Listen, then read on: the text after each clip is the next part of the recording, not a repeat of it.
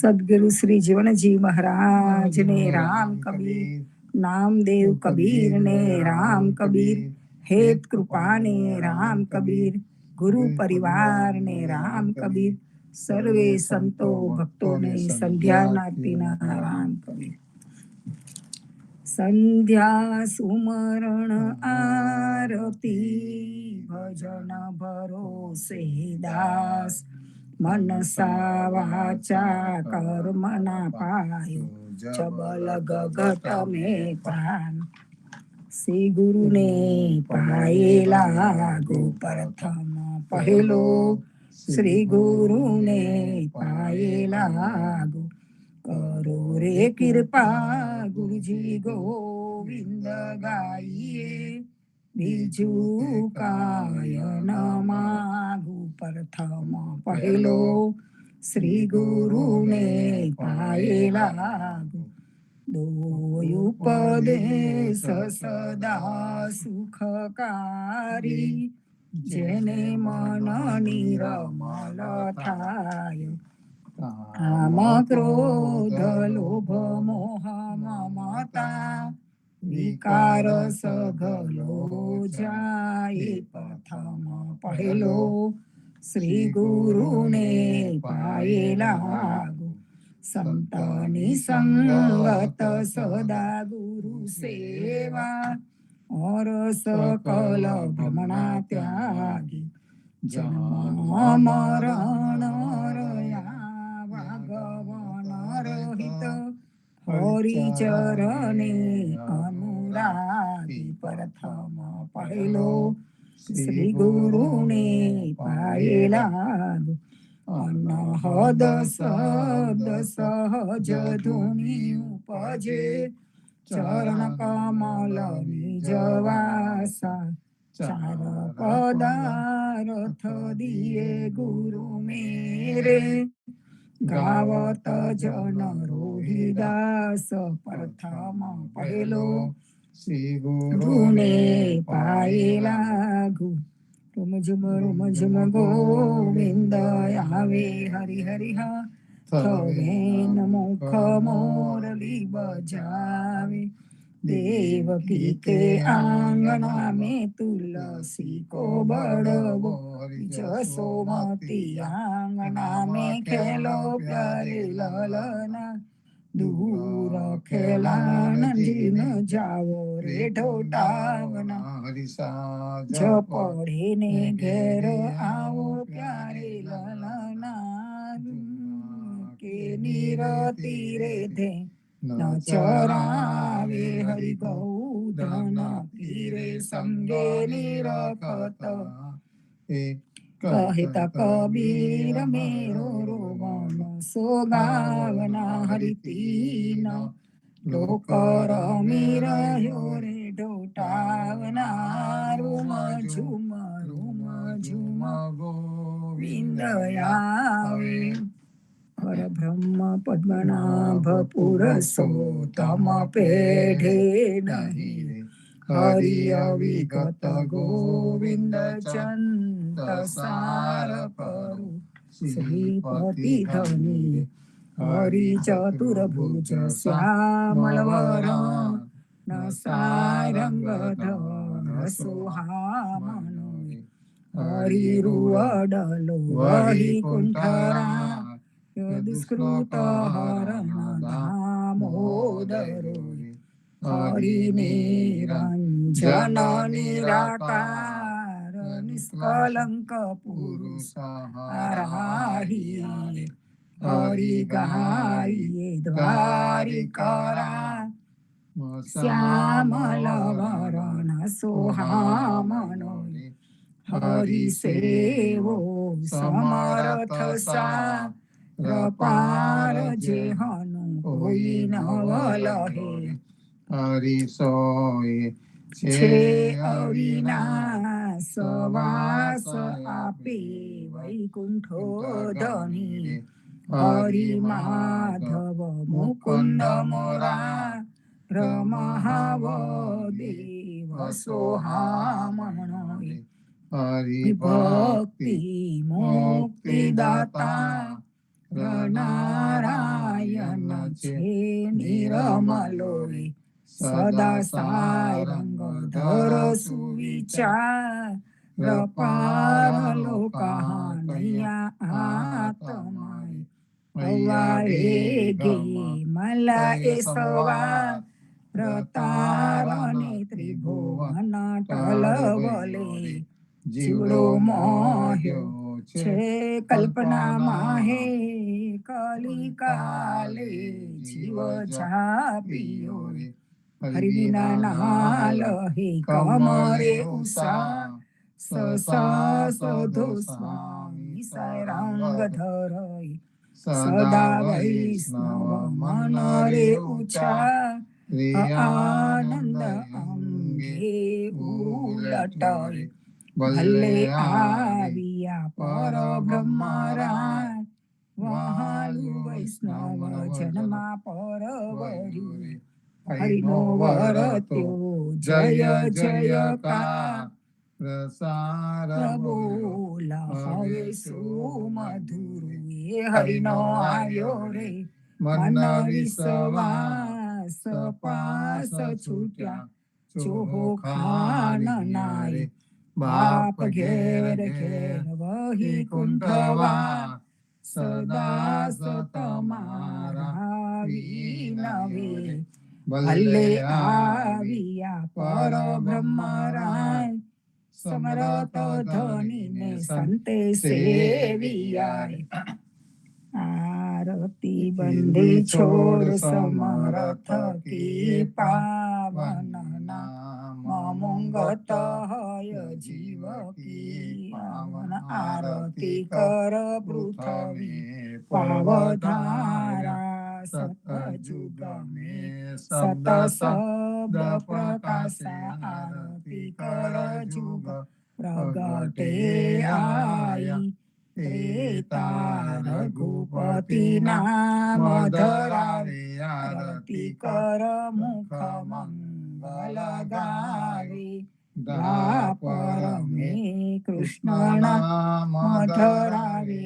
आरती कर कर बंदिरे आशा, कल जुग माहे कबीर प्रकाशा, चारो रे युग धरो एक शरीरा, जन ज्ञानी उपदेश कबीरा, हरियानंद आरती हरख अपारा, हरिजन आए मेरे प्राण आधारा, संतो दर्शन मेरे तृणता, परिवारे जन्म मरण भवसा, घर तारे साक पाक मलिभो, जन पारो संत संगत मलि, हरि गुण गाओ घेर घेर मंगल हो, तब बधाई जन जीवन तहा बल बल जाई, आनंद आरती हरख पारा, हरिजन आए मेरे प्राण धारा।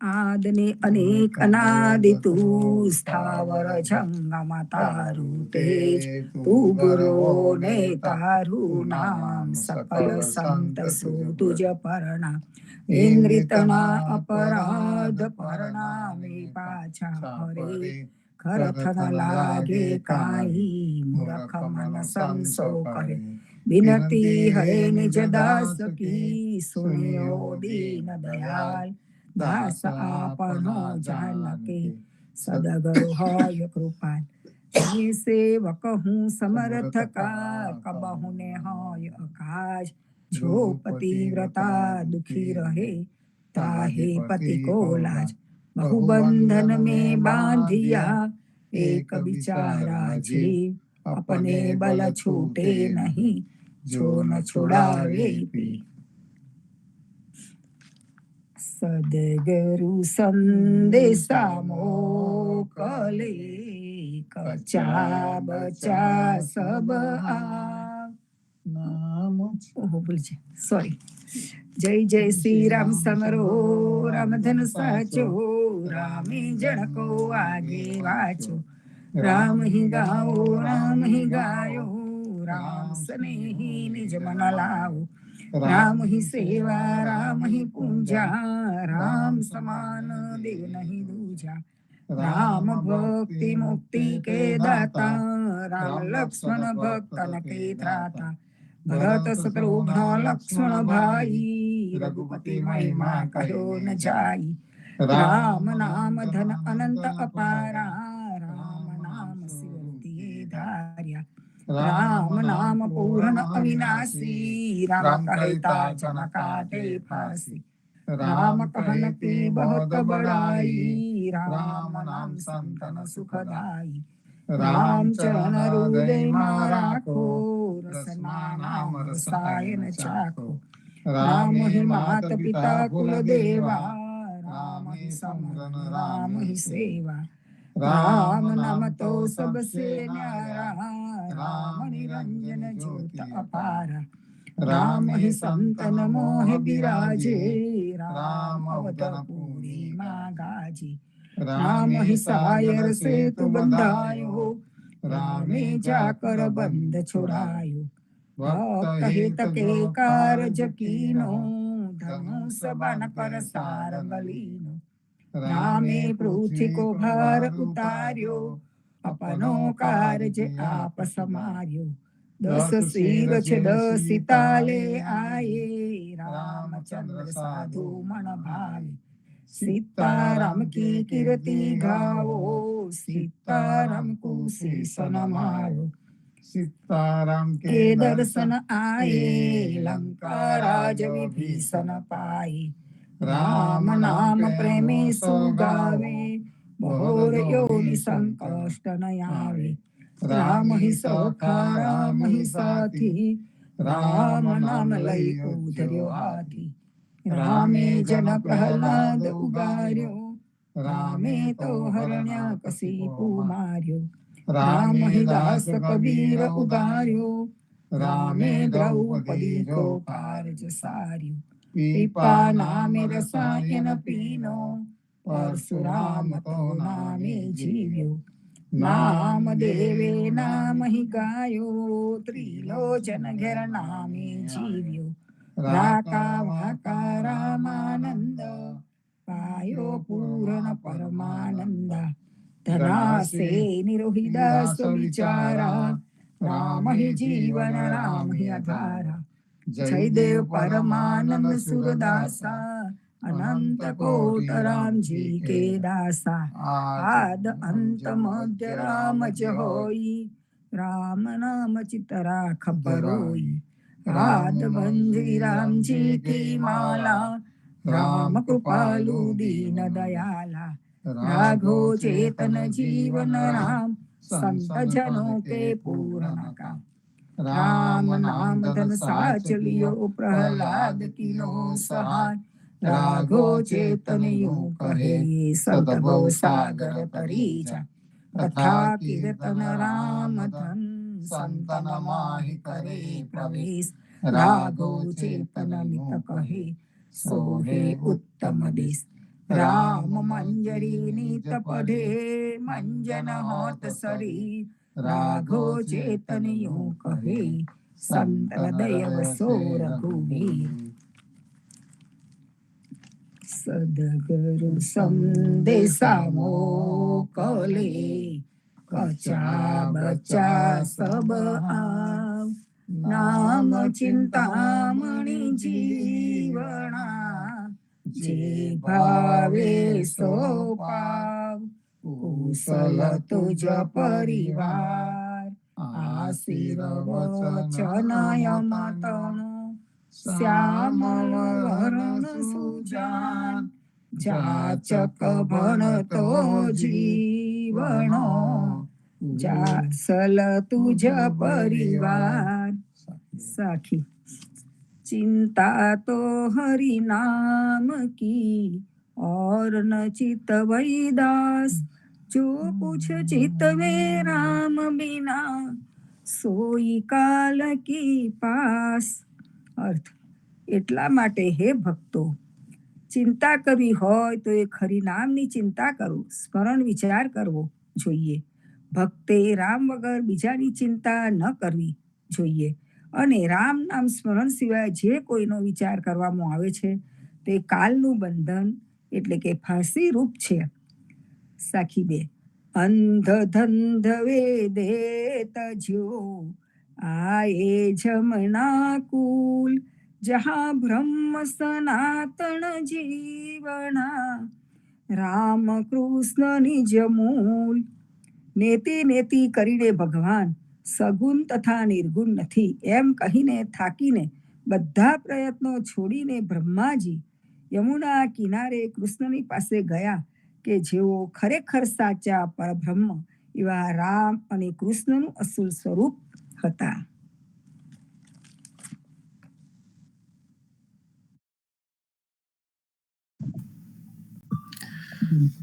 રામ કબીર સર્વે સંતો ભક્તોને સંધ્યા આરતીના રામ કબીર. સંતો, આજે પહેલો વીકેન્ડ એપ્રિલ મહિનાનો અને ભક્ત મિલનનો દિવસ, અને એમાં પણ જે સુભગ મિલન થાય, જેનો યોગ બેસે, એ કે આજે કૃપાનાથનો સમો પણ ખરો. કૃપાનાથના સમાની આજે તારીખ. આપણી સમાની ઉજવણી લોવલ ભક્ત સમાજમાં કરી, આજે ન્યૂજર્સી ભક્ત સમાજે કરી, પુણ્યાદમાં પણ એની ઉજવણી થઈ.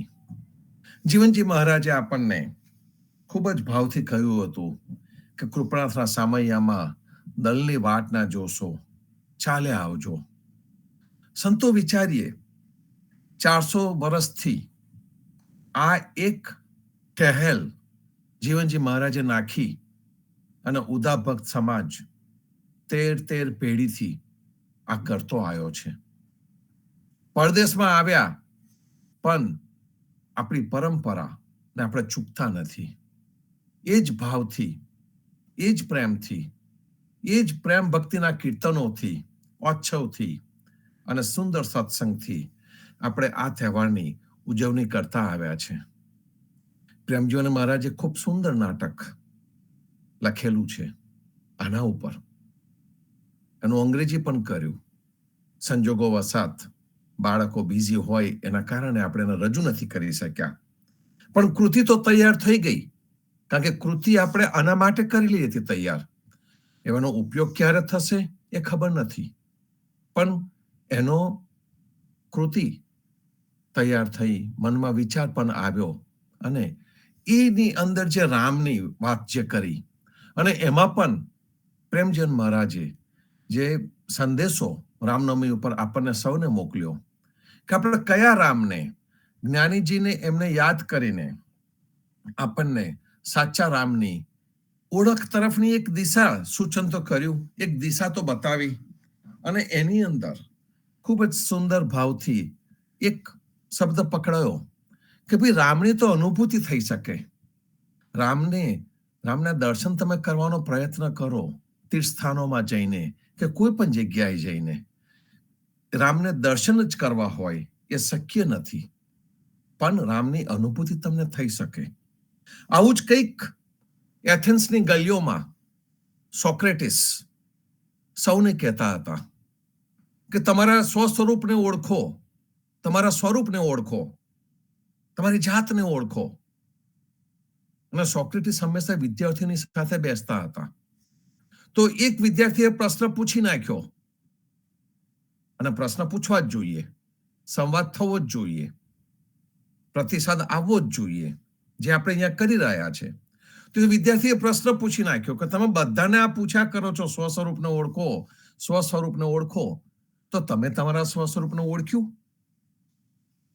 સોક્રેટિસે ખુલ્લો જવાબ આપી દીધો કે ના, મેં હજુ મારા સ્વસ્વરૂપને ઓળખ્યું નથી, પણ હું ચોક્કસ એટલું તો જાણું છું કે હું મારા સ્વસ્વરૂપને હજુ ઓળખી શક્યો નથી. જાણવાની શરૂઆત આ જગ્યાએથી થાય. આ રીતે થાય. આ એનું પહેલું પગથિયું છે. અને આપણો જે નાયક છે સિદ્ધાર્થ નો હરમન હેસે, જેને નાયક તરીકે ચિત્રીને આપણી સામે મૂક્યો છે, એ આપણો નાયક જે પહેલા ખંડના જે 4 ચેપ્ટર ચાલ્યા, એ 4 ચેપ્ટરમાં આપણો નાયક જુદી જુદી જુદી જગ્યા પર હતો. એક એનું પોતાનું સ્વગૃહ, માતા પિતાનું ગૃહ, એની અંદર એ બ્રાહ્મણ સ્વરૂપે હતો, કર્મકાંડી બ્રાહ્મણ, સંધ્યા કરે, બધું જ રેગ્યુલર કરે, અને એમાં પણ એ એક્સપર્ટ થઈ ગયેલો. પણ એને અજંપો રહેતો હતો.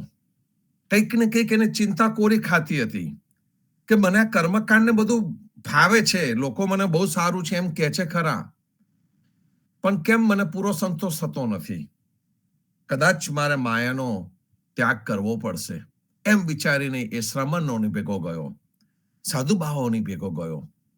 ત્યાં પણ એને બધું જ વિદ્યા શીખી લીધી, બધું જ કેળવી લીધું, અને છતાં પણ એને પ્રાપ્ત ન થયું.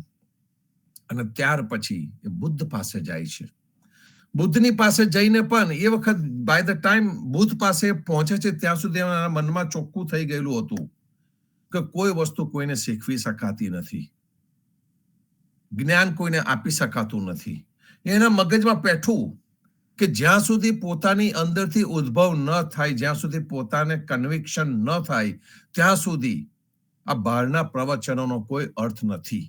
આ એને રિયલાઇઝ થયું, અને એટલા માટે એ મુક્ત થયો. જ્યારે બુદ્ધને ત્યાંથી નીકળે છે અને ગોવિંદ બુદ્ધને ત્યાં જ રહી જાય છે, બુદ્ધનો જ સાધુ થઈને ત્યાં રોકાઈ જાય છે, તો ગોવિંદને અભિનંદન આપીને સિદ્ધાર્થ નીકળી પડે છે. અને સિદ્ધાર્થ નીકળીને એને લાગે છે કે આ એક વસ્તુ છે કે જેને હજુ સુધી મેં ઉપભોગ નથી કર્યો. ત્યાં રસની દુનિયામાં એને પ્રેમ રસ જાણવો છે. તો પ્રેમ રસ જાણવા માટે એ આવી જાય છે નગરમાં. વિચારીએ, પહેલા ગામમાં રહેતો તો બ્રાહ્મણ હતો, એમાંથી ગામમાંથી ગયો વનમાં, અને વનમાંથી ફરી પાછો આવ્યો છે આ નગરમાં. અને નગરમાં આવીને એને પ્રેમના પાઠ શીખવા છે. અને આ ચેપ્ટર ઉપર આપણે ઘણા વખતથી બેઠા છે. ત્યાર પછી આપણે ભક્તોના પ્રતિસાદ પણ ઘણા લીધા, અને ઘણા સુંદર પ્રતિસાદ આવ્યા. અને આપણે એવું માનીએ, દરેક જણ નથી આવ્યું, પણ આપણે એવું ચોક્કસ માની શકીએ કે જે બોલી નથી શકતા, જે આવી નથી શકતા, એમની પણ અનુભૂતિ જે બોલી શક્યા છે અને આવી શક્યા છે, એમના જેવી જ હોવી જોઈએ. અને તો જ એ આપણી સાથે હંમેશા ને હંમેશા જોડેલા રહે છે. તો આપણે એ જ ભાવ રાખીએ.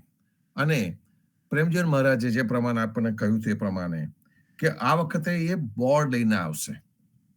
અને આ જે પ્રોસેસ છે, જે પ્રોસેસ કયો છે, તો કે જે પ્રોસેસની અંદર સિદ્ધાર્થ પોતાના સ્વ સ્વરૂપને ઓળખવાનો જે પ્રયત્ન કરી રહ્યો છે, સિદ્ધાર્થ પોતાની જાતને ઓળખવાનો પ્રયત્ન કર્યો છે, એ ઓળખવાના પ્રયત્નની અંદર એને પોતાની જાતને શ્રમણ તરીકે મિટાવી દેવાનો પ્રયત્ન તો કેટલી વખત કર્યો, બોલવાનો પ્રયત્ન કેટલી વખત કર્યો, પણ એ થઈ ન શક્યું.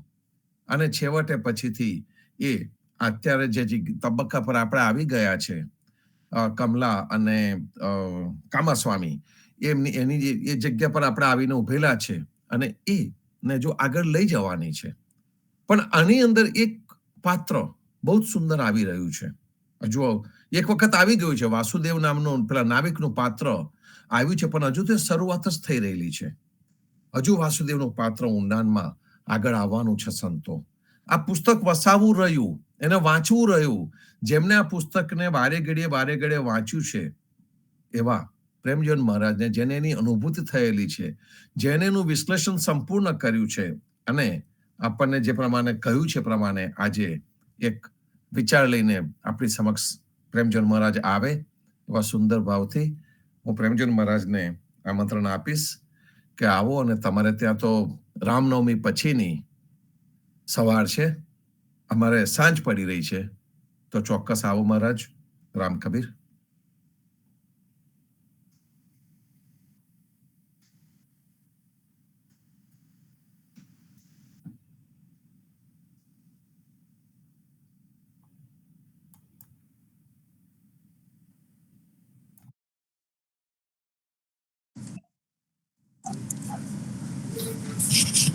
સર્વને રામ કબીર. સંતો, કેમ પડઘા કેમ પડે? ઘોર નહીં મળતો. તમને સંભળાય છે બરાબર નરેશભાઈ? હા, બરોબર સંભળાય છે મહારાજ. કદાચ તમારે ત્યાં બે ચાલુ હોઈ શકે ને એના લીધે તમને લાગતું હશે, પણ અહીંયા બરોબર આવે છે. ઓકે. તો સંતો આપણે સિદ્ધાર્થને જાણીએ છીએ, સમજીએ છીએ. ઘણા સમયથી આપણી જોડે સિદ્ધાર્થ રહેલો છે અને આપણે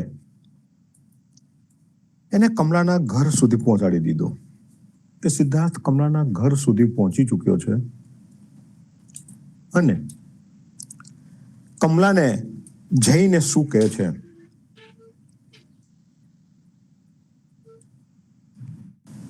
એ બધું આપણે જોયું. અને છેલ્લે વિનંતી કરે છે કે તમે મને એક સલાહ આપી શકશો? તો કે કઈ સલાહ જોઈએ છે? તો કમલાએ કહ્યું હતું કે મારી પાસે આવવું હોય તો પગરખા જોઈએ, સારા વસ્ત્રો જોઈને ધન જોઈએ. તો આ 3 વસ્તુ કેવી રીતે મેળવી શકાય એની સલાહ મને તમે ના આપી શકો? તો કે ચોક્કસ. તો કે તે જાણવાની ઈચ્છા મારે છે અને કેવી રીતે કરી શકાય? તો કે તું શું કરી શકું? તો કે હું ઉપવાસ કરી શકું, વિચારી શકું, કવિતા કરી શકું. તો આ બધી ક્રિયાઓ કરવાથી કશું થાય નહીં. ધન મળે નહીં, પૈસા મળે નહીં, સારા વસ્ત્રો, એટલે કે જે ઉપભોગ કરવો છે એ વસ્તુ આવે નહીં. તો એના માટે શું કરવું પડે? તો એ જેમ હમણાં નરેશભાઈ કહ્યું કે ભાઈ કામાસ્વામીનું એને સરનામું આપ્યું કે મારો એક ગ્રાહક છે, બહુ મોટો વેપારી છે, તું ત્યાં જા, એને ત્યાં નોકરી કર, પૈસા કમા. તો પૈસા કમાઈશ તો તારી પાસે આ બધી વસ્તુ આવશે. તો આ બધી વસ્તુ એ ઇન્દ્રિયના અર્થમાં છે. અને ઇન્દ્રિય અર્થમાં આપણે ગઈ વખતે પહેલા જોયું હતું અને લગભગ 3 કે 4 મહિના થયા આપણે એમાંથી આગળ વધ્યા જ નતા અને આપણે પ્રતિસાદમાં આવ્યા હતા. ખૂબ ઓછા ભક્તોએ પ્રતિસાદ આપ્યો, પણ જેમને આપ્યો એમને એમના અંતરથી આપ્યો અને અંતરથી જે પ્રતિસાદ મળ્યો એનું આજે આપણે થોડું વિશ્લેષણ પણ કરીશું અને આપણે આગળ વધીશું. તો આપણો નાયક એ ક્યાં છે અને એની યાત્રા ક્યાં પહોંચી? ગઈકાલે રામનવમી ઉપર મેં ઘણું બધું કહ્યું હતું જે આજે મારે કહેવાનું છે. કાલે મેં સમજાવ્યું હતું પણ ત્યાં મારી પાસે બોર્ડ નહોતું.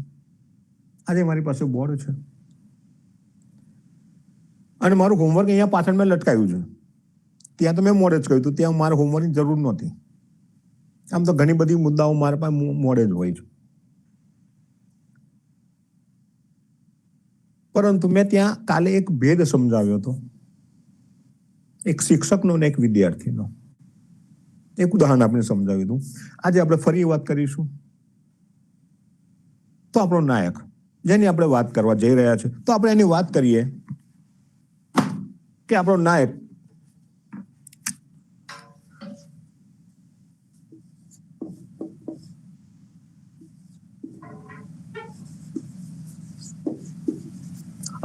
સિદ્ધાર્થ.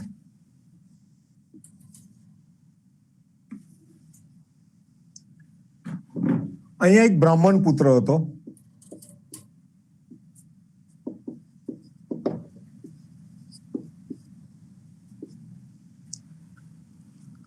પછી સંન્યાસીમાં ગયો, સંન્યાસીની પાસે ગયો.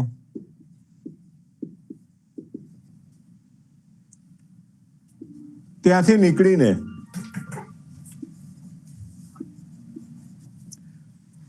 બુદ્ધની પાસે ગયો. પછી એક નાવિક એની પાસે થોડોક સમય રહ્યો અને અત્યારે એ કમલા પાસે છે.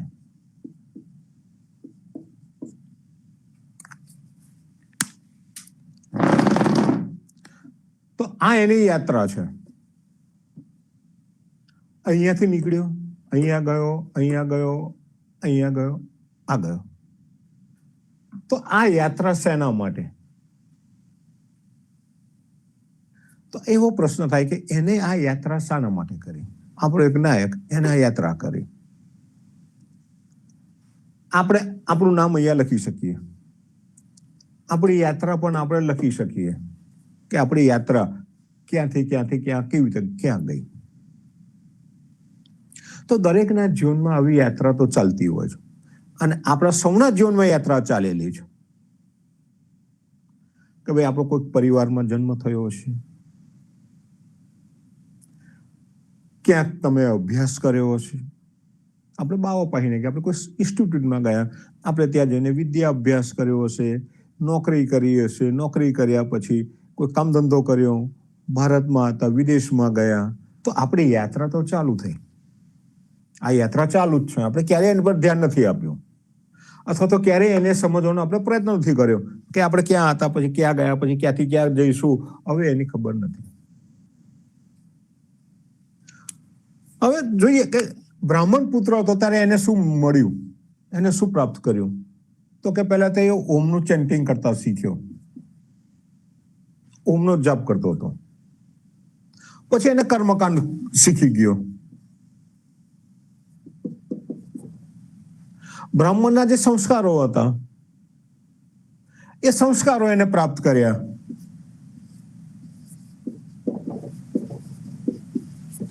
તો એને સંસ્કાર પ્રાપ્ત કર્યા. અહીંયા એને કર્યું. પછી સંન્યાસી પાસે ગયો. આ બધું પ્રાપ્ત કર્યા પછી પણ એને કંઈક જુદું જોઈતું હતું. સંન્યાસી પાસે ગયો, તો સંન્યાસીઓ પાસે જઈ સાધુઓ પાસે, શ્રમણો પાસે ગયો. તો એમના જે નીતિ નિયમો હતા એ એને જાણ્યા.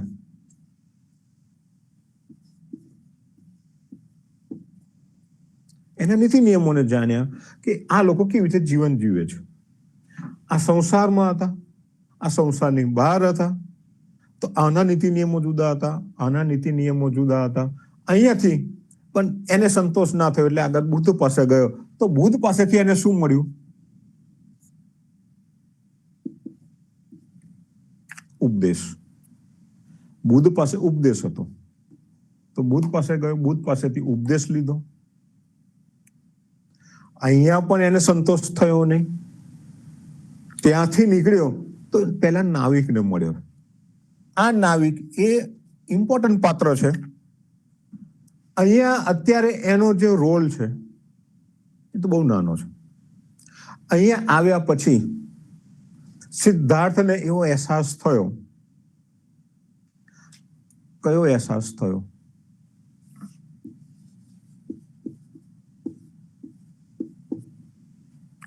ખાલીપો. હું ખાલી છું. તો કયા અર્થમાં ખાલી હતો? સંસારમાં હતો, એને આ યાત્રા ચાલુ કરી, અહીંયા આવ્યો, અહીંયા આવ્યો. અહીંયા આવ્યા પછી એને એવું ખબર પડી કે હું ખાલી છું. તો કયા અર્થમાં ખાલી હતો? તો કે દુનિયામાં જીવવા માટે જે સાધનોની જરૂર પડે એમાંનું સૌથી મોટું એક સાધન ધન. તો ધનથી એ ખાલી હતો. એટલે નાવિકને એમ કે છે કે હું બ્રાહ્મણ પુત્ર છું અને શ્રમણોની પાસેથી આવ્યો છું, હમણાં બુદ્ધને મળીને પણ આવ્યો છું. તને આપવા માટે મારી પાસે કોઈ ધન નથી. ત્યારે એને ધનનો ખાલીપો લાગ્યો. આ બધી વસ્તુમાં એક વસ્તુ કોમન છે.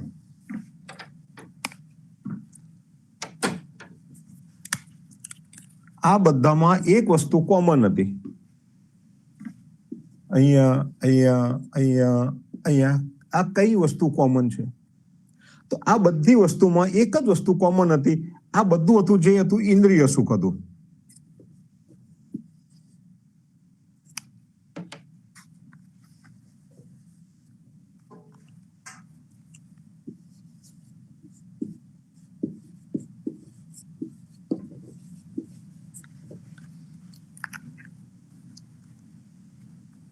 તમને એમ થાય સંસારમાં ઇન્દ્રિય સુખ હતું, પણ સંન્યાસીમાં તો એના નીતિ નિયમો પણ ઇન્દ્રિય સુખ કેવી રીતે હોઈ શકે, અથવા બુદ્ધની પાસે પણ આ ઇન્દ્રિય સુખ કેવી રીતે આવી શકે? એ તો સંન્યાસી હતા. આ બંને સંન્યાસી છે. આ બંને સાચા અર્થમાં સંન્યાસી હતા. નાવિક સંન્યાસી નથી અને કમલા એ પણ સંન્યાસીની નથી. તો આ બે વચ્ચે, આ બધા વચ્ચે એક ઇન્દ્રિય સુખ કેમ આવ્યો? તો આપણે જે કંઈક ચેન્ટિંગ કરીએ છીએ, આપણે રામ કબીર કહેતા હોય, કે ઓમ કહેતા હોય, કે ઓમ નમઃ શિવાય કહેતા હોય, માતાજી કહેતા હોય, આ માતાજી પેલા માતાજી, પણ એ જો સાચા અર્થમાં આપણે જોઈએ કે જ્યાં સુધી સમજણ ના હોય ત્યાં સુધી ઇન્દ્રિય સુખ જ છે. આપણા ઇન્દ્રિય સુખ માટે કે આપણે પર ભગવાનની કૃપા થાય, ભગવાનની મહેરબાની થાય, આપણું પરિવાર સુખી રહે. તો પરિવાર સુખી કયા અર્થમાં રહે? ઇન્દ્રિયના અર્થમાં જ છે. રૂપ, સ્પર્શ, ગંધ, જે 5 ઇન્દ્રિય જે છે એ અર્થમાં જ આપણે ચેન્ટિંગ કરીએ છીએ. કર્મકાંડ પણ એ અર્થમાં જ છે કે ભાઈ મને આ પ્રાપ્ત થાય ને પેલું પ્રાપ્ત થાય. અને જે સંસ્કારો, જે કુટુંબના, પરિવારના, સમાજના, એ સંસ્કારો પણ આ જ અર્થમાં આવે. સંન્યાસીઓ જે કે નીતિ નિયમો કરે છે, ભાઈ ઉપવાસ કરવો, અમે તપ કરીએ, તો એ કોના કારણે? તો કે ભાઈ અમે જમ્યા નહીં, અમે ભૂખને સહન કરીએ. તો એ ઇન્દ્રિય સુખ જ છે. ઇન્દ્રિયના અર્થમાં જ છે. આપણે ઉપવાસ કર્યા, ઉપવાસ કર્યા અથવા તો લાડુ ખાધા, બંને સરખા છે. બંનેની ભાવના એક જ છે. એ ઇન્દ્રિયના અર્થમાં જ છે. તમે લાડુ ખાઓ કે તમે ભૂખ્યા રહો, એ ઇન્દ્રિય અર્થ જ આવે, બીજો કોઈ અર્થ નથી. બુદ્ધ ઉપદેશ આપે છે, તો બુદ્ધનો જે ઉપદેશ છે, અને એ ઉપદેશ કયા અર્થમાં હતો?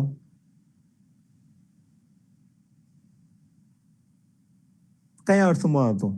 જો આપણે એના પર વિચાર કરીએ તો એ આ સુખ પાછળ જ હતો. એટલે તો સિદ્ધાર્થ એનો સ્વીકાર નહીં કર્યો. એને આ તો એના ઘરમાં મળેલું હતું, વારસાગત હતું. તો આ તો એ જાણતો હતો, એનો પરિવાર એ જાણતો હતો. અહીંયા એને કશું ખૂટતું લાગ્યું એટલે અહીંયા આવ્યો.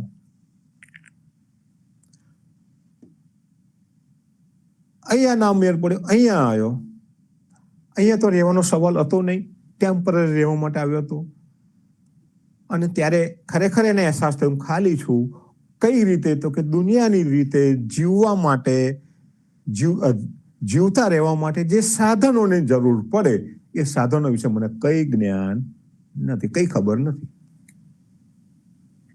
એટલે નીકળીને નગરમાં ગયો. નગરમાં જઈને કમલા પાસે ગયો. હવે અહીંયા એનો એક ટર્નિંગ પોઈન્ટ શરૂ થાય છે કે કયા અર્થમાં?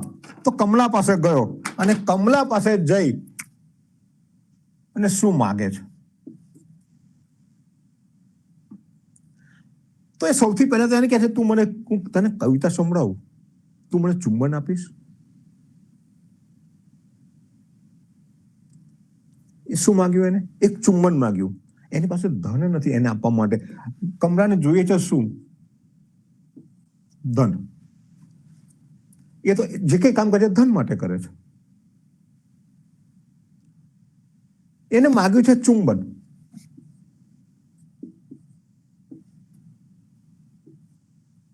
તો ચુંબન માગ્યું છે અને એક કવિતા સંભળાવે છે કે સુંદર આંખો વાળી એક સ્ત્રી. આનો અહીંયા ગુજરાતી ભાષાંતર કર્યું છે કવિએ, જે અનુવાદકે, કે સુંદર કમલા તને ઉપવનમાં પહોંચી, પ્રવેશ દ્વારે ઉભેલો એક મેલો ઘેલો સાધુ, કોઈક કમલ પુષ્પને જોતો હોય તેમ સાધુએ શીશ દીધું ઝુકાવી. કમલા હસી અભિવાદન ઝીલ્યું અને સાધુએ વિચાર્યું, દેવતાઓને યજ્ઞ આહુતિ આપવાને બદલે આ દેવીની જ ભક્તિ કેમ ન કરવી? આ શબ્દો આપણે વાંચ્યા જ નથી અથવા તો સમજ્યા નથી.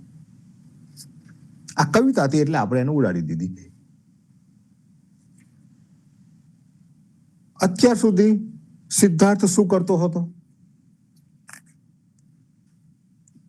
તો કર્મકાંડ કરતો હતો, એટલે દેવતાઓને આહુતિ આપતો હતો, દેવતાઓને પ્રસન્ન કરતો હતો, અને આ દેવતાઓને એને ક્યારેય જોયા નથી. અહીંયા આવીને એમ શું કહે છે કે આહુતિ આને અપાય.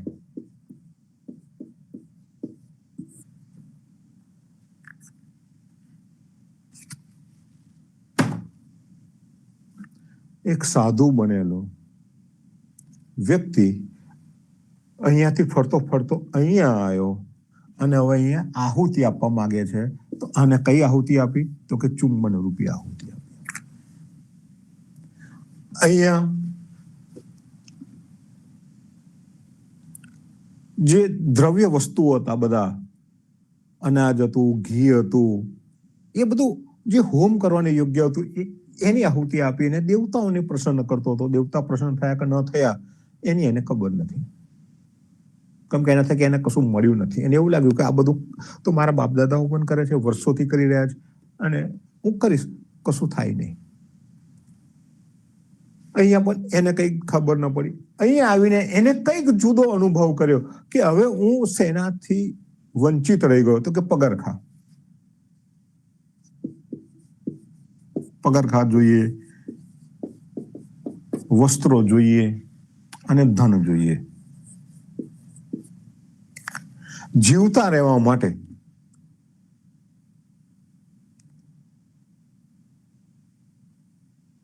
સેંકડો વર્ષો પહેલા પગરખા બહુ મોટી વસ્તુ હતી, વસ્ત્રો પણ બહુ મોટી વસ્તુ હતી. ત્યારે આપણે જેવું ઇલેક્ટ્રિક ગેજેટો નહોતા, વિજ્ઞાન નહોતું, સાયન્સ નહોતું, તો આ વસ્તુ હતી ને ધન હતું. તો એ ત્રણ વસ્તુ માગી રહ્યો છે કમલા પાસે કે આ મારે જોઈએ તો ક્યાંથી મળે ને કેવી રીતે મળે.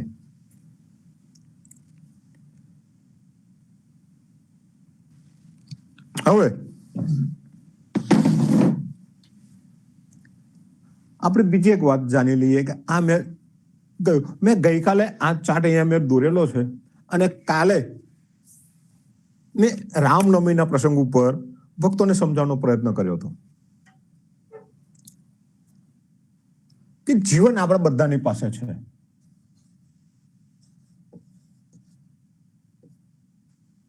આપણા સૌની પાસે જીવન છે.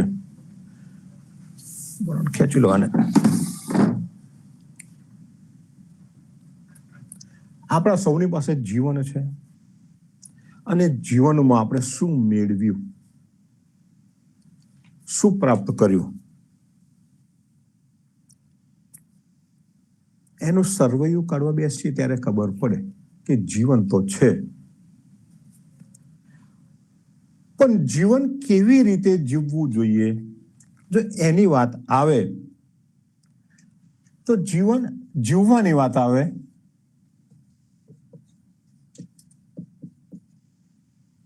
તો એમાં પ્રશ્નો કેટલા?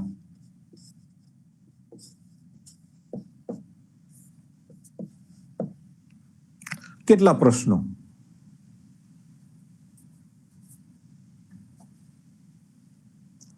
અહીંયા આપણા નાયક પાસે ઘણા બધા પ્રશ્નો હતા. 3 પ્રશ્નો હતા કે મારે આ કેવી રીતે એવું. એ કમલાને પૂછે છે, એને પૂછ્યું છે કમલાને. આપણા જીવનમાં પ્રશ્નો કેટલા? કદાચ કોઈને માઇક ચાલુ કરીને કહેવું હોય તો સંવાદ કરી શકે છે. કોઈને પણ આ ઓપન પ્રશ્ન, ક્લાસરૂમ છે, અને ક્લાસરૂમમાં માઇક ચાલુ કરીને કહી શકાય. આપણા જીવનમાં પ્રશ્નો કેટલા? જીવન જીવવું છે તો જીવવાની વાત આવે ત્યારે પ્રશ્નો કેટલા?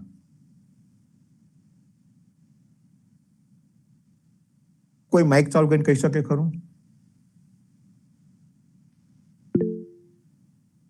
કે કન્ફ્યુઝ છો હજુ? હા યોગેશભાઈ બોલો.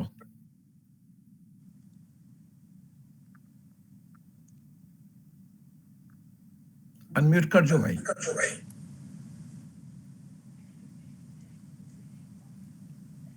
પહેલું તો જીવન કેવી રીતે જીવવું અને જીવવા માટે કઈ કઈ વસ્તુની આવશ્યકતા હોય અને જીવન શાના માટે જીવવું અને જીવન જીવવાના લક્ષ્ય શું હોય, આટલા મૂળ પ્રશ્નો હોઈ શકે. એથી વિશેષ પણ હોય ને બધા પ્રશ્નો કે ના હોય?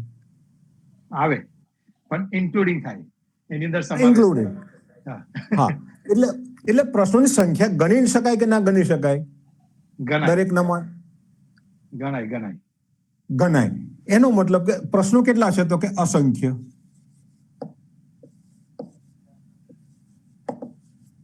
આપણી પાસે અસંખ્ય પ્રશ્નો છે એવું કહી શકાય?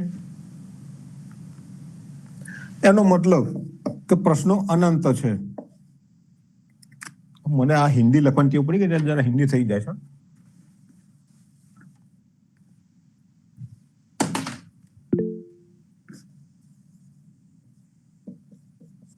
અનંત પ્રશ્નો છે.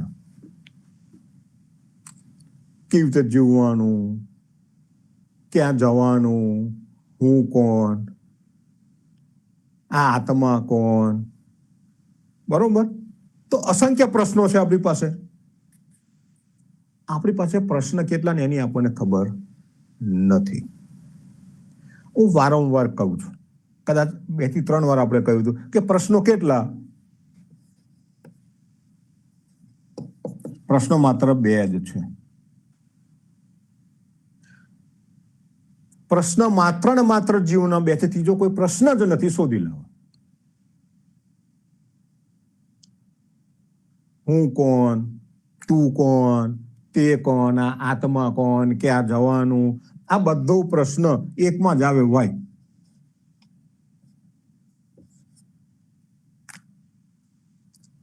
સીધો અર્થમાં પૂછીએ તો, જીવનના અર્થમાં પૂછીએ તો જીવન એટલે શું?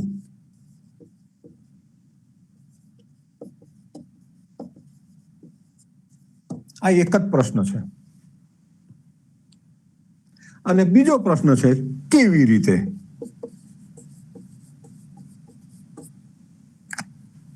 આ હું કોણ, આ તું કોણ, ક્યાં જવાનું, બધું આમાં જ આવી જાય. જીવન એટલે શું?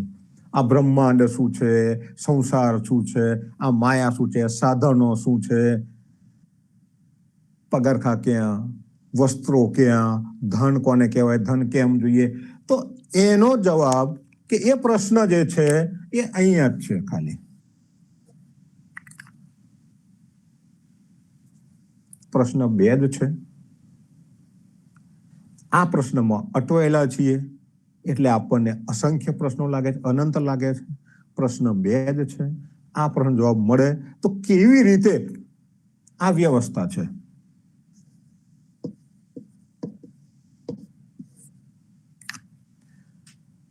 આ સમજાય તો વ્યવસ્થા સમજવાની અઘરી કે સહેલી? આ સમજાય તો વ્યવસ્થા સહેલી છે. વ્યવસ્થા સમજવી બહુ સહેલી છે, સરળ છે. અને કાલે મેં કહ્યું હતું,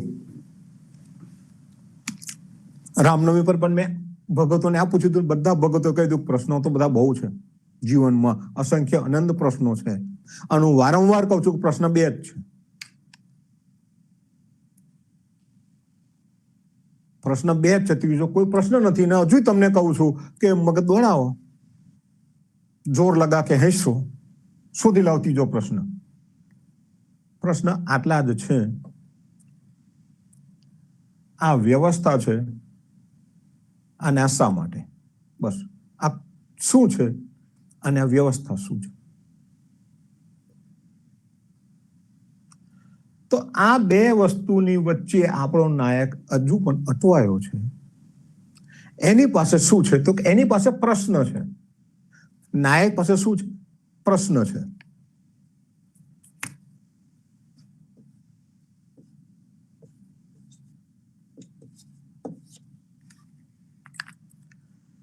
નાયક પાસે પ્રશ્ન છે. હવે જેની પાસે પ્રશ્ન છે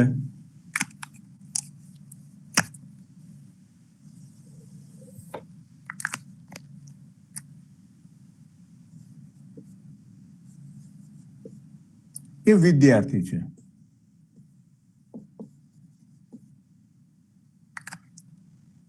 જેની પાસે પ્રશ્ન છે એ વિદ્યાર્થી છે. એને આપણે જિજ્ઞાસુ કહી શકીએ, એને તમન્ના છે એ કહી શકીએ કે નાયક વિદ્યાર્થી છે. બ્રાહ્મણ પુત્ર તો ત્યારે પણ વિદ્યાર્થી હતો, સંન્યાસી પાસે ગયો ત્યારે વિદ્યાર્થી હતો, બુદ્ધ પાસે કે નાવિક પાસે ગયો અને કમલા પાસે અત્યારે એ વિદ્યાર્થી જ છે. સમજ પડી? આપણી યાત્રા ક્યાં ચાલે છે અને આપણી યાત્રા મેં ઘણા સમયથી અટકાવી રાખી હતી. છેલ્લા લગભગ 4 એપિસોડ આપણા ગયા. મેં તમારા ખાલી અભિપ્રાયો લીધા. ત્યારે પણ મારે આ જ બોર્ડ પર સમજાવવાનું હતું અને મેં આ રોકી રાખ્યો તો મારો કાર્યક્રમ કે મારે તમને નહોતું સમજાવવું. કેમ નહોતું સમજાવવું? તો કે મારે ચેક કરવું હતું કે તમારી યાત્રા કેટલે પહોંચી. તો લગભગ 5 કે 6 ભક્તો મારી સાથે જોડાયા, બાકીના કોઈ જોડાયું નહોતું. કેમ ના જોડાયા? તો નહીં જોડાવાનું કારણ આ વિદ્યાર્થી આપણે ના બની શક્યા. જે જોડાયા હતા એ વિદ્યાર્થીઓ હતા. આ વિદ્યાર્થી કોણ અને કઈ ઉંમરે વિદ્યાર્થી બની શકે? તો બની શકે કે 80 વર્ષનો પણ વિદ્યાર્થી હોઈ શકે છે અને 20 વર્ષનો પણ હોય. નાયકને જોઈએ છે શું? જવાબ.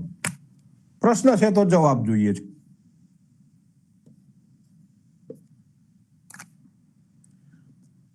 તો કહી શકાય કે જવાબ જેની પાસે છે એ શિક્ષક છે.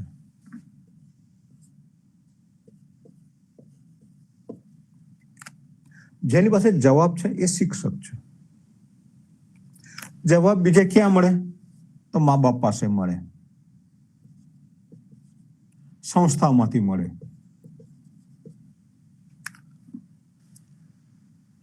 શિક્ષક છે એની પાસે જવાબ છે મા બાપ પાસેથી, એટલે કે પરિવારમાંથી મળે. સંસ્થા એટલે ઇન્સ્ટિટ્યુશનમાંથી, સ્કૂલ, કોલેજ, એ જે સંસ્થાઓ છે ત્યાંથી જવાબ મળે. જવાબ કોને મળે? જેની પાસે પ્રશ્ન છે. જવાબ કોને મળે? તો જેની પાસે પ્રશ્ન છે એને જવાબ મળે. જેની પાસે પ્રશ્ન છે એ વિદ્યાર્થી કહેવાય. એ વિદ્યાર્થી છે તો એ એના શિક્ષકને શોધી શકે છે. આધ્યાત્મિક અર્થમાં કહેતો આપણે એને ગુરુ કહીએ છીએ કે ભાઈ ગુરુ પાસેથી જ મળે. એટલે આપણે કહે છે કે ગુરુ કરો, ગુરુ કરો, ગુરુ કરો. પછી ગુરુના ચરણ ધોવાના. આજે સવારે ગુરુ એમ કહ્યું હતું કે ભાઈ સાચા ગુરુએ એના શિષ્યને સફેદ કલરની ધજા આપી અને કહ્યું ભાઈ તું આ ધજા લઈને જા. જ્યારે ધજા લાલ થાય ત્યારે સમજજે કે તને ધર્મ સમજાઈ ગયો. એટલે શિષ્ય નીકળ્યો ધજા લઈને. બસ આપણી પાસે પણ આવી એક ધજા છે. મેં તો કોઈને આપી નથી કે ભાઈ લાલ થાય ને ધોળી થાય ને કાળી થાય ને પીળી થાય, પણ એક ગુરુ એવી ધજા આપી દીધી. જો તમે સાંભળ્યું હોય તો ભાઈ ધજા છે, કલર બદલાય ત્યારે સમજે કે તને ધર્મ મળી ગયો.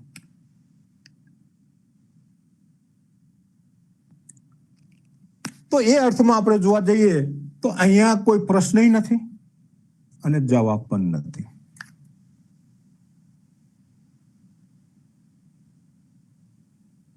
એક ભ્રમિત વ્યક્તિ બીજાને ભ્રમિત કરી શકે,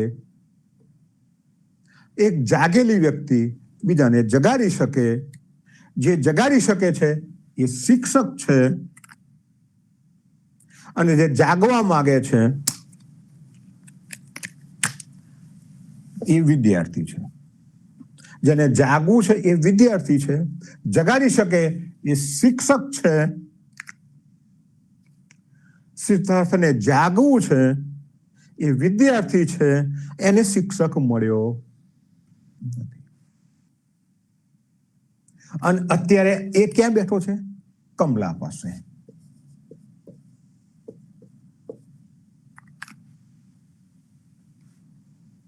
એ કમલા પાસે બેઠો છે. તો પ્રશ્ન છે, જવાબ છે.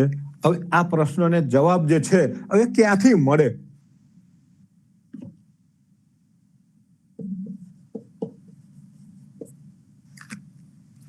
ક્યાંથી મળે? તો સંસ્થાઓમાંથી મળે, એટલે કે શાળામાંથી, સમાજમાંથી પણ મળે, જવાબ જોઈએ છે. જવાબ મળે ક્યાંથી? તો કે શાળામાંથી અને સમાજ પાસેથી. આ કોને જોઈએ? તો કે બધાને, બધા માટે,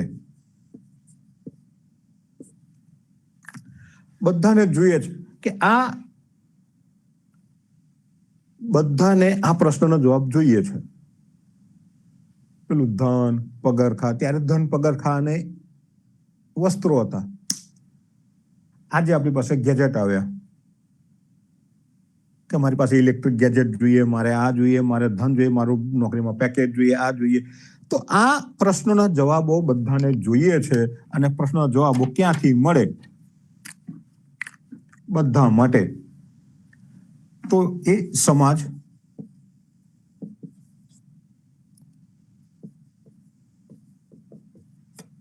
અને સરકાર, બધા માટે સરકાર અને સમાજની જવાબદારી છે કે એમની પાસે પ્રશ્નો છે, એના જવાબ આપીએ. ક્યાંથી મળે? તો કે શાળા અને સમાજની જે જવાબદારી છે. તો સમાજની ભાગીદારી કઈ અને સરકારની ભાગીદારી? તો સમાજની ભાગીદારી છે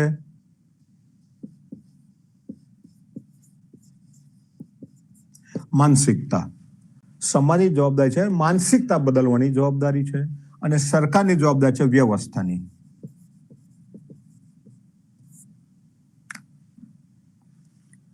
આ માનસિકતા સૌની બદલાવી જોઈએ. એ જવાબદારી સમાજની છે. પછી એ શાળા થકી હોય, સારા શિક્ષકો થકી હોય, સારા માર્ગદર્શકો થકી હોય. તમે એને ગુરુ કહી શકો છો. જરૂર નથી કે વેશધારી હોવો જોઈએ, જટાધારી હોવો જોઈએ. જેની પાસે જવાબ છે એ માનસિકતા બદલી શકે. તો માનસિકતા કોણ બદલી શકે? તો કે જેની પાસે જવાબ છે એ માનસિકતા બદલી શકે. બાકી બીજાથી માનસિકતા બદલાય નહીં. એટલે જેની પાસે જવાબ છે એ આ માનસિકતા બદલી શકે.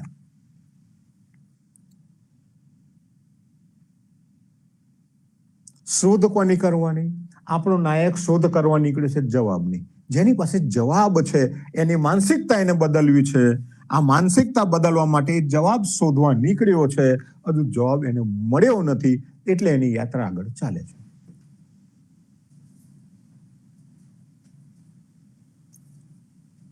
અને આ કોષ્ટક પૂરું થાય, માનસિકતા બદલાય તો જવાબ મળે કે ના મળે? જવાબ મળી જાય. આટલું સીધો સાદો સરળ માર્ગ છે, રસ્તો છે. જીવન જીવવા માટેનો જીવન બધા પાસે છે. જીવવાની વાત આવે ત્યારે પ્રશ્નો માત્ર બે જ છે, ત્રીજો કોઈ પ્રશ્ન નથી. જીવન એટલે શું? હું કોણ? તું કોણ? તે કોણ? કઈ જવાનું? આ સ્વર્ગ, નર્ક, પાપ, પુણ્ય, આ બધું અહીંયા આવી જાય. આની સમજણ ના પડે તો પછી આની વાત કરવાની ના હોય. આ પ્રક્રિયા છે, આ વ્યવસ્થા છે. અને વ્યવસ્થા અહીંયા આવે કે આ એક વ્યવસ્થા ચક્ર છે. સમાજની પોતાની જવાબદારી છે, સરકારની પોતાની જવાબદારી છે. સરકારની જવાબદારી કઈ? તો કે ભાઈ રસ્તા બનાવો, પુલ ક્યાં બનાવવાનો, લોકોમાં સુખ શાંતિ રહે એની વ્યવસ્થા કરવાની, લોકોની સુરક્ષા કરવાની જવાબદારી એ સરકારની છે. માનસિકતા બદલવાની જવાબદારી સરકારની નથી. તમારી મારી માનસિકતા બદલવાની જવાબદારી કોની? આમ સમાજની જવાબદારી છે, આ જવાબદારી સમાજની છે કે માનસિકતા બદલીએ. આપણે કઈ માનસિકતા હેઠળ જીવીએ છીએ? મેં હમણાં કહ્યું તું એમ, પેલી ધજા આપી દીધી, ધજા પકડાવી દીધી. આપણને સમાજમાંથી ક્યાંક ને ક્યાંકથી કોક ને કોક વ્યક્તિ એવી મળી જાય છે કે જે પોતાની ધજા આપણને પકડાવી દે છે. ધજા અર્થાત કોઈને કોઈ વસ્તુ પકડાવી દીધી, કોઈ મારા પકડાવી દીધી, કોઈ વેશ પકડાવી દીધો, કોઈ ટોપી પકડાવી દીધી, આપણે પહેરી લીધી અને પહેરી લઈએ. પણ એમાં આ માનસિકતા સમજ પડતી નથી, આ માનસિકતા સમજ પડતી નથી, આ માનસિકતા સમજાય નહીં, યાત્રા કઈ જાય. તો આપણી ગાડી ક્યાં જઈને અટકે? ફરી પેલા મુદ્દા પર આવીએ કે આપણે ગયા લગભગ 3 કે 4 એપિસોડ આપણે જે કર્યા એમાં એક મૌન નહોતો આવી શક્યો, પણ આપણે આગળ વધ્યા નહોતા. આપણે અભિપ્રાય મારે જોઈતા હતા. એ અભિપ્રાયમાં આપણે કેમ આવ્યા નહીં? બધા આવ્યા નહીં, જોડાયા નહીં, કંઈક આપણી પાસે પ્રશ્ન જ નહોતો, અથવા તો આપણી તૈયારી વિદ્યાર્થી બનવાની હતી નહીં. આપણે વિદ્યાર્થી બની ન શક્યા. જે વિદ્યાર્થી બન્યા એમની પાસે તૈયાર પેમ્પલેટ હતા, એમને લખ્યું હતું. હું બોર્ડ પર જે લખતો હતો એ લખી રહ્યા છે, આજે કદાચ કેટલાક લખી રહ્યા છે, અને મોટે ભાગેના કઈ નહીં હોય, લઈને જ નથી બેઠા પેન કે નોટ, એમને ખબર જ નથી કે લઈને બેસવું જોઈએ. નરેશભાઈ પહેલા 2 દિવસ પહેલા જાહેરાત જ્યારે કહી ત્યારે કહ્યું ભાઈ બોર્ડ પર સમજાવવાનો છું. બોર્ડ પર સમજાવવાનો છું એનો અર્થ એ થયો કે મારી પાસે કેટલાક મુદ્દા છે, અને એનો પહેલો મુદ્દો હતો કે આપણે બધા વિદ્યાર્થીઓ છે અને વિદ્યાર્થી બનીએ તો જીવનનો અર્થ સમજાય. તો વિદ્યાર્થી બનીએ તો આ જે પહેલો પ્રશ્ન છે એ સમજાય. આપણી પાસે પ્રશ્ન આ છે, આ પ્રશ્નને સમજવો હોય તો વિદ્યાર્થી થવું પડે, અને વિદ્યાર્થી થયો તો વિદ્યાર્થી પાસે પ્રશ્ન છે તો જવાબ શોધવાનો છે. જવાબ શોધવા માટે શિક્ષકની કે સમાજની, મા બાપની, પરિવારની જે જવાબદારી છે, પરિવારમાંથી આની પાસે અહીંયા પ્રશ્ન હતો અહીંયાથી એને મળ્યો નહીં, પરિવારમાંથી એને મળ્યો નહીં, તો પરિવારમાંથી સંન્યાસીઓ પાસે ગયો, સંન્યાસી પાસે ના મળ્યો, એ જ પ્રશ્ન બુદ્ધ પાસે લઈને ગયો, બુદ્ધ પાસે ના મળ્યો. નાવિકને એને પ્રશ્ન પૂછ્યો નથી, નાવિકની ખબર નથી કે નાવિકને એને પ્રશ્ન પૂછ્યો નથી, અને હવે એ કમલા પાસે ગયો છે પ્રશ્ન લઈને. તો અહીંયા પ્રશ્ન લઈને કમલા પાસે ગયો છે, કમલાને પ્રશ્ન પૂછે છે. પણ એ આ બધી જગ્યાએ અહીંયા તો ચોખ્ખા શબ્દમાં લખાયેલું છે કે આ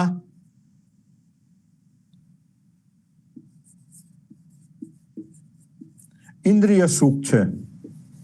એ શેના માટે આવ્યો? કે ઇન્દ્રિય સુખને જોવા માટે, મેળવવા માટે, સમજવા માટે આવ્યો છે. અહીંયા તો ઇન્દ્રિય સુખ મેં તમને સમજાવ્યું. કમલા પાસે, કમલા એક ગણિકા છે, વેશ્યા છે. હવે એ વેશ્યા પાસે ગયો છે. કદાચ આપણું મન એ સ્વીકારવા પણ ઘણાનું તૈયાર નહીં થયું હોય. હજુ ઘણાને એવો પ્રશ્ન થયો છે કે એક સરસ બ્રાહ્મણ પુત્ર સંન્યાસીઓ પાસે ગયો, બુદ્ધ પાસે ગયો, અને અહીંયાથી આ નાવિકને આપણે અત્યારે જવા દઈએ તો અહીંયાથી સીધો અહીંયા ક્યાં પહોંચી ગયો? આપણને એમ લાગે કે અહીંયા સંસ્કાર ક્યાં ગયા? આપણે સંસ્કાર કોને કહીએ છીએ? સંસ્કાર કોને કહેવાય? આપણે એના માટે હું એક પાછું અલગ સેશન લઈશ કે ભાઈ સંસ્કાર કોને કહેવાય. તો અહીંયા આપણને એ લાગે કે આની પાસે તો જવાય જ નહીં. અહીંયા કોણ જાય? તો કે ભદ્ર પુરુષો તો જઈ ન શકે. જવું હોય તો છાનામાના જવું પડે, સંતાઈને જવું પડે. તો આ એક સંન્યાસી થયેલો માણસ સંસાર છોડી દીધેલો અહીંયા પહોંચી ગયો, અને પછી ચુંબનની અપેક્ષા રાખે છે, અને કહે છે કે આને આહુતિ આપી શકાય, આની પાસે માગે પગરખા, વસ્ત્રો, અને આ ધન કેવી રીતે મારે મેળવવું, બસ એના વિશે તું મને માર્ગદર્શન આપ.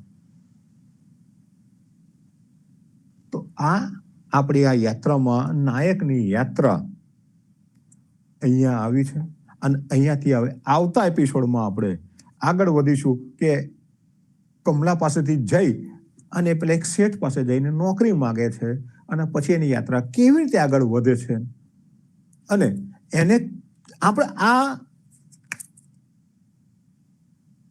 બુકમાં સૌથી છેલ્લે જવાબ આવશે, છેલ્લા પ્રકરણમાં આ વસ્તુ આવશે કે જવાબ એટલે શું, કયો જવાબ, અને એ જે જવાબ છે એ આ જીવન એટલે શું. પ્રશ્ન એક જ છે, સૌથી મોટો પ્રશ્ન આ છે. આનું વેટેજ તો 5% જ છે ખાલી. આ 95% છે. આપણે આટલું સમજી લઈએ તો પ્રક્રિયા, વ્યવસ્થા સમજવાની, જીવન જીવવાની વ્યવસ્થા સમજવાની વાત 5% પૂરી થઈ જાય. આપણે જે માથાકૂટ અત્યાર સુધી કરીએ છીએ આપણા ભક્ત મિલનમાં, આપણે જોનાથન ન્યુટન સાયબલથી શરૂ કર્યું હતું કે ભાઈ પુસ્તક પરથી આપણે કંઈક કરીએ. એના પહેલા આપણે જીવન મહારાજના સમાગમ ને સાખ્યો ઉપર ને આપણે બીજી બધી માથાકૂટ જે ચાલતી હતી, આ બધી પૂરેપૂરી માથાકૂટ જે હતી એ આ 95% માટે છે. જીવન એટલે શું, હું કોણ, આત્મા એટલે કોણ, તો આ બધામાં અહીંયા જ આવે, આ બીજું કઈ છે નહીં. તો સંતો, આપણે આજે આ સેશનને પૂરું કરીએ છીએ અને કદાચ ચાલુ સેશનમાં કોઈને કોઈ પ્રશ્ન હોય તો પૂછી શકે છે.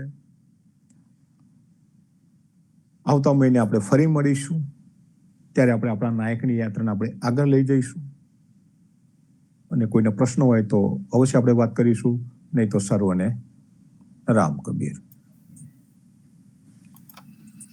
મહારાજ રામ કબીર, ખૂબ જ સુંદર વિવેચન થયું. અને જ્યારે આપણે વિદ્યાર્થીની વાત કરતા હતા તો ફર્સ્ટ સ્ટેપ, પહેલું પગથિયું કે પ્રશ્ન હોવો જોઈએ, પ્રશ્ન થવો જોઈએ. એ પ્રશ્ન થતો જ ન હોય એનો શું ઉપાય? શક્ય નથી કે પ્રશ્ન ન થાય. પ્રશ્ન થાય છે, પ્રશ્નની સમજણ નથી પડતી કે કેવી રીતે પ્રશ્ન પૂછવો જોઈએ. મૂળ વસ્તુ તો આપણે અત્યારે કોઈને પણ પૂછીએ, કોઈની પણ સાથે વાત કરીએ તો કેટલા ટકા લોકો સૌથી પહેલો પોઝિટિવ જવાબ આપશે? એમને વિચાર કયો આવશે? મનોવિજ્ઞાન એવું કહે છે, સાયકોલોજી એમ કહે છે કે 80% લોકોને નકારાત્મક વિચાર જ પહેલો આવે. જેની પાસે નકારાત્મક વિચાર આવતો હોય એ એના પ્રશ્નને સમજી શકતો નથી કે મારી પાસે કયો પ્રશ્ન છે. હવે જેની પાસે નકારાત્મક નેગેટિવ વસ્તુ છે એના પ્રશ્ન સમજી શકતો નથી, એના કારણે એનામાં એક ડર પેદા થાય, અને ડર પેદા થાય છે લોકો શું કહેશે, મારી હાંસી ઉડાડશે, આ થશે, પેલું થશે. એટલે એની હિંમત જ થતી નથી કે હું પૂછું. અત્યારે જે બધા બેઠા છે આપણી પાસે, જે 50, 60, 40 પરિવાર જે બેઠા છે, મને આંકડો નથી દેખાતો, દરેકની પાસે પ્રશ્નો છે, મૂંઝવણ દરેકની પાસે છે. જો તમારી પાસે પ્રશ્ન નથી તો એનો મતલબ એમ થયો કે તમારું જીવન જે છે અભાવ મુક્ત થઈ ગયું છે.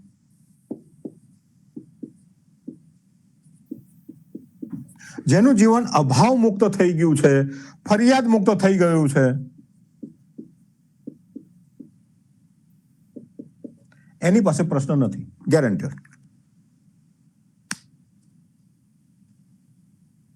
અભાવ મુક્ત અને ફરિયાદ મુક્ત થઈ ગયું, એની પાસે કોઈ પ્રશ્ન નથી, હવે કોઈ બાકી નથી રહેતો એને પૂછવાનું. તો અહીંયા જે બેઠા છે કેટલાના જીવન અભાવ મુક્ત અને ફરિયાદ મુક્ત થઈ ગયા છે? કોઈ ફરિયાદ નથી, કોઈના માટે પણ નહીં, એના પરિવાર માટે પણ નહીં, સ્વયં માટે પણ નહીં, સમાજ માટે પણ નહીં. દુનિયામાં એવું નથી કે બધો દુનિયા સુધરી ગઈ, પરિવાર સુધરી ગયો, આ થઈ ગયું. સમજણ સ્વયંમાં આવી છે, દુનિયાને જે કરવું એ કરે છે. મારે દુનિયા માટે કશું કહેવું નથી, પરિવાર માટે કહેવું નથી, કોઈના માટે નથી કહેવું. તો એ અભાવ મુક્ત.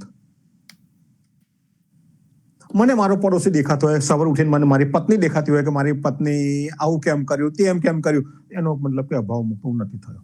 પત્નીએ શું કરવું એ એના ભાવને, એના વિચાર મારે સકમ ફરિયાદ કરવાની.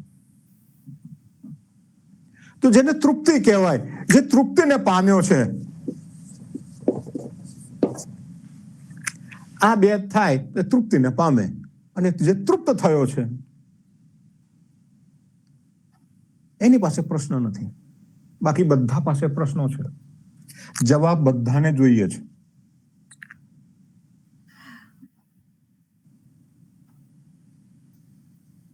બોલો, છે કે નહીં? બીજો કોઈ બોલી શકે?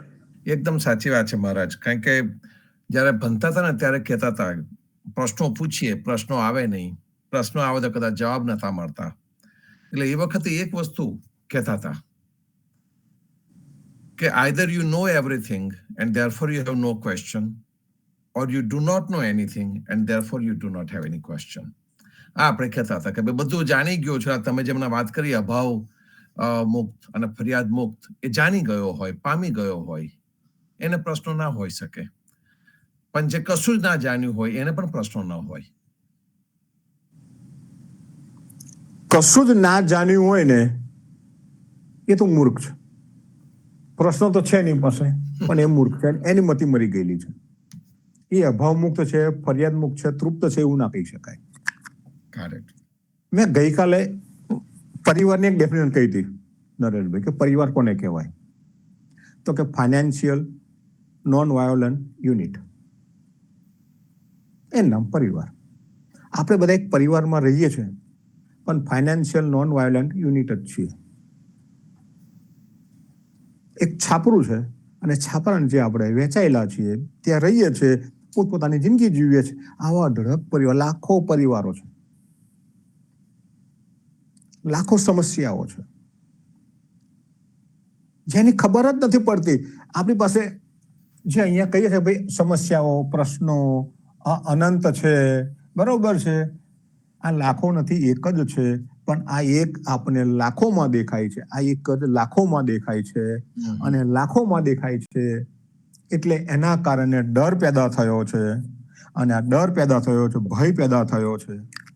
આપણને જિંદગી જીવતા આવડતું નથી, એટલે આપણને એમ લાગે છે કે સુખ દુઃખ સાથે સાથે છે. પરિવાર, સંસાર એ ઝંઝટ છે, અને આ દુનિયા એ માયા છે, બીજું કંઈ નથી. એટલે લોકો દુનિયા છોડી, સંસાર છોડીને સંન્યાસી બને. સંન્યાસી થયા ત્યાર પછી ખબર પડે કે અહીંયા જે છોડીને આવ્યો હતો એમનું અહીંયા બીજું કાંઈ નથી, અહીંયા બીજી માયા છે. એટલે સિદ્ધાર્થને અહીંયા ના ફાયું, કે જેના કારણે એને પરિવાર છોડ્યો હતો કે ભાઈ સુખ દુઃખ સાથે સાથે છે, પરિવાર એક ઝંઝટ છે. તો ઝંઝટમાંથી નીકળવા માટે અહીંયા આવ્યો કે ભાઈ સંસાર એ માયા છે, પણ માયા તો અહીંયા હતી. બધું જ ઇન્દ્રિય સુખમાં જ છે, અને ઇન્દ્રિય સુખમાં છે એટલે આપણે આ સમજી શકતા નથી. આ જીવન એ ઇન્દ્રિય સુખથી પરનો વિષય છે. એ આપણે ક્રમશઃ જોતા જઈશું કે આ ઇન્દ્રિય સુખથી પરનો વિષય એ જીવન છે. અને જ્યારે ઇન્દ્રિય સુખ અને ઇન્દ્રિયથી બહારનું જે હું, શરીર અને શરીરની બહારનો એક પાર્ટ મેં પહેલા સમજાવ્યું હતું કે શરીરની ઉપર જે છે એ બેનો ભેદ આપણે જાણી શકીએ, સમજી શકીએ, ત્યારે અભાવમુક્ત, ભયમુક્ત, તૃપ્ત જીવન જીવી શકાય. રામ કબીર. મહારાજ, બ્રાહ્મણ પુત્ર અને સંન્યાસી, અને એની આગળ બુદ્ધ આયા. બુદ્ધની સાથે પણ સિદ્ધાર્થે સંવાદ કર્યો. બુદ્ધનું સ્મિત એને યાદ રહી ગયું, અને ઇન એ વે જ્યારે એને બુદ્ધનો ઉપદેશ પણ ગ્રહણ ન કર્યો, કારણ કે બુદ્ધ કહેતા હતા કે બુદ્ધે સંસાર છોડ્યો કેમ, કે માયા છે એટલે સંસાર છોડી દીધો. અને સિદ્ધાર્થ એની આગળ નીકળી ગયો, બુદ્ધની આગળ નીકળી ગયો, બુદ્ધને છોડીને નીકળી ગયો. કારણ કે જે બુદ્ધે જે ફોર્મ્યુલા બતાડી, સંસારમાં દુઃખ છે, સંસાર માયા છે અને એનો ત્યાગ કરી દો, એ જે ફોર્મ્યુલા જે બતાડી એ સિદ્ધાર્થને સ્વીકાર્ય ન હતી. એને ત્યાં આગળથી પણ જવાબ નથી મળ્યો. એટલે આપણને જ્યારે આ સંન્યાસીઓ આવીને કહેતા હોય છે કે આ માયા છે, આમાંથી બહાર નીકળો, આમાંથી બહાર નીકળો, અને કોઈક ને કોઈ સ્વરૂપે એ લોકો પણ એમાં જ આવી ગયેલા હોય છે, ઇન્ક્લુડિંગ બુદ્ધ. એને બુદ્ધને પણ સિદ્ધાર્થ બાયપાસ કરે છે.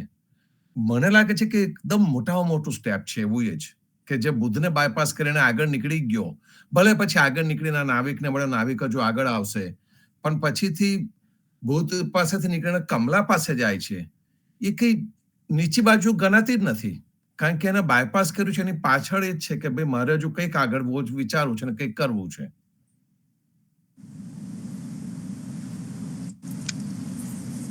જે હીનતાનો ભાવ છે, અહીંયા જવું એટલે આપણને હીનતા દેખાય, પતન દેખાય. તો આ એ ભાવમાં સિદ્ધાર્થ અહીંયા આવ્યો જ નથી, એને પતન દેખાયું નથી. જાની સાહેબ, જયદેવ જાનીને તમે ઓળખો છો. યસ. જાની સાહેબ મને હંમેશા એમ કહેતા કે સંસારીનો ગુરુ સંસારી જ હોવો જોઈએ, સંસારીનો ગુરુ સંન્યાસી ના હોય, સંન્યાસીનો ગુરુ સંન્યાસી હોય. જેને સંન્યાસ ધારણ કરો છે એને સંન્યાસી ગુરુ હોય, પણ સંસારીનો ગુરુ સંસારી જ હોવો જોઈએ. અને જાની સાહેબના ગુરુ સંસારી જ છે. ત્રિવેદી સાહેબ નથી અત્યારે, પણ હું મળેલો એમને, ત્રિવેદી સાહેબને. તો એમની પાસેથી એમને દીક્ષા લીધેલી અને સંસારી હતા. તો આ જે યાત્રા જે આપણે જોઈએ અહીંયા, અત્યારે નાયુને તો આપણે ગણતા નથી, કારણ કે સિદ્ધાર્થ હજુ અહીંયા આવવાનો છે, હજુ એ પીરિયડ આવ્યો નથી એનો, પણ એ મળી ચૂક્યો છે. જો જીવની મહારાજના અર્થમાં આપણે જોઈએ ને, તો જીવની મહારાજની યાત્રા કંઈક આવી જ હતી કે જીવની મહારાજ પહેલા સાધુઓ જોડે ગયા, ઉપદેશ લીધો, પછી આ ભૂત તો હતા ને, પણ આજે નાવિક તરીકે એ ગોપાલદાસને આપણે ગણીએ તો ના, કેસલુમાં ગુરુ ગોપાલદાસ. ગુરુ ગોપાલદાસ ને ગુરુ કરતા પહેલા જીવની મહારાજ કેસલુમાં મળ્યા હતા, એમ સાથે સંવાદ થયો, શોર્ટ કોન્વર્સેશન થયું હતું, પણ ત્યારે ઓળખી ના શક્યા. પાછા આગળ નીકળ્યા અને 32 વર્ષે પાછા ગોપાલદાસ પાસે આવી અને અહીંયાથી રિટર્ન આવીને લીધું. આપણો નાવિક પણ આવી રીતે જ કંઈક પાછો આગળ જઈને પાછો આવવાનો છે. Very true. એટલે કોઈક ને કોઈક કાળે તમને કોઈક ને કોઈકની મુલાકાતો થતી જ હોય છે. જો તમે એને ઓળખી જાઓ, જેટલા વહેલા ઓળખો એટલા વહેલા તમે અભાવ મુક્ત થાવ, ફરિયાદ મુક્ત થાવ, એટલી વહેલી તૃપ્તિ આવે. જ્ઞાનદાસ ખત્રી જીવની મહારાજ મળ્યા, એ ઓળખી ગયા, ઇમિડિયેટ ઓળખી ગયા, એટલે એ બરેલી છોડીને પુણ્યાદ આવીને જીવનમાં શાંતિનગર છોડીને ગયા નથી. શાહપુરા ગયા તો શાહપુરામાં રહ્યા, શાહપુરાથી પુણ્યાદ આવ્યો તો એ પણ પુણ્યાદ આવીને વસી ગયા. તો આ જે યાત્રા છે, આપણી આ જીવન યાત્રામાં આપણે જેટલા વહેલા જાગીએ એટલા વહેલા તૃપ્ત થઈએ.